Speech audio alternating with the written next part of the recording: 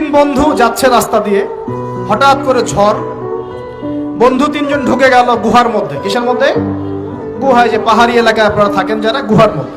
হঠাৎ করে পাহাড়ের পাথর দিয়ে গুহার মুখটা বন্ধ হয়ে গেল। এখন খোলার কোনো অপশন নাই।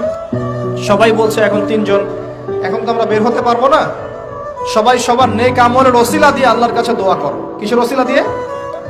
নেক আমলের ওসিলা দিয়ে দোয়া করতে হয়। যে হাদিস,